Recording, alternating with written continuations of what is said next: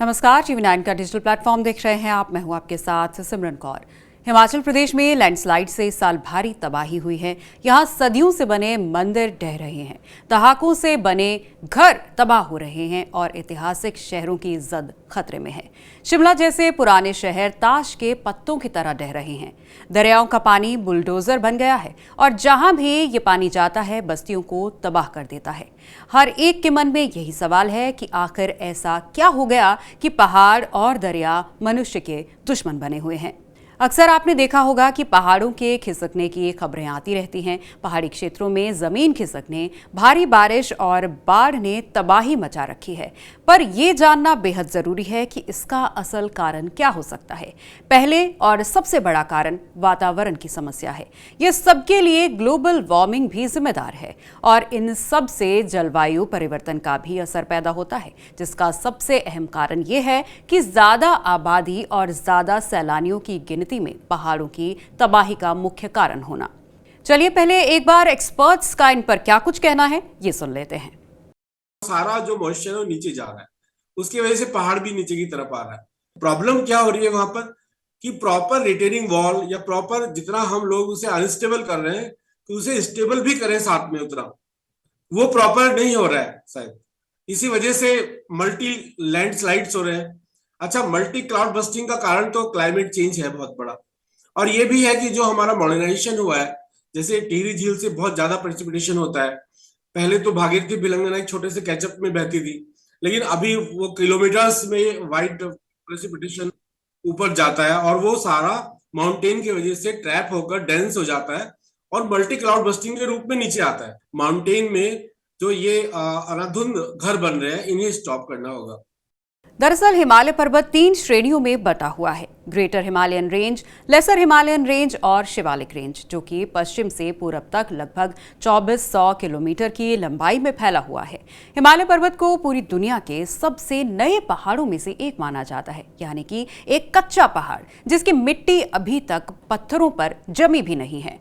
और ऐसे में इन कच्चे पहाड़ों पर तेजी के साथ हो रहे विकास हिमालय के लिए किसी आपदा से कम नहीं है। ये सवाल बार बार उठता है कि पहाड़ों पर तेजी से हो रहे गैर वैज्ञानिक निर्माण इसकी तबाही के लिए जिम्मेवार हैं। 27 जुलाई को हिमाचल के सोलन में एक FIR दर्ज करवाई गई थी, जिस पर NHAI और इसके सहयोगियों पर गंभीर आरोप लगाए गए थे। शिमला के पूर्व डिप्टी मेयर ने ये आरोप लगाए कि पहाड़ों को गलत तरीके के साथ काटा जा रहा है, निर्माण में वैज्ञानिक तरीकों का उपयोग नहीं किया जा रहा और इसमें भूविज्ञान विभाग की सलाह भी नहीं ली गई है और इसी कारण जान और माल का नुकसान हो रहा है। उधर हिमाचल में बढ़ रहे होटल और गेस्ट हाउस व्यवसाय को भी इसका मुख्य कारण माना जा रहा है। मनाली में बढ़ रहे होटल गेस्ट हाउस का ग्राफ 1980 से 2022 तक ताबड़तोड़ बढ़ा है। जहां 1980 में वहां 10 होटल थे, 1994 में ये 300 होटल हुए, 2009 तक ये 800 होटल हुए और 2022 आते आते ये आंकड़ा 2500 हो गया है।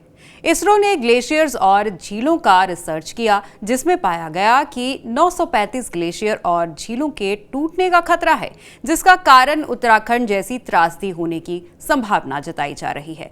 उधर दूसरी तरफ जियोलॉजिकल सर्वे ऑफ इंडिया के सर्वे ने 17,120 जगह पर जमीन खिसकने की संभावना जताई है, जिसमें हिमाचल के सिरमौर की 2,559, चंबा के 2,399, लाहौल स्पीति के 2,295, कांगड़ा के 1,179, शिमला के 1,357 और बिलासपुर के 446, ऊना के 391, मंडी के 1,799 और किन्नौर में 1,799 अति संवेदनशील स्थान बताए गए हैं।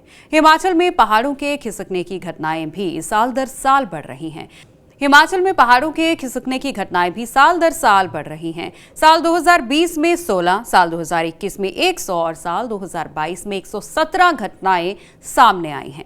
वातावरण प्रेमियों का इस पर कुछ और भी कहना है। उनका कहना है कि सड़क का चौड़ा करना भी इसका एक मुख्य कारण है। वहीं पहाड़ों को ऊपर से काटना भी पहाड़ दरकने का एक मुख्य कारण है।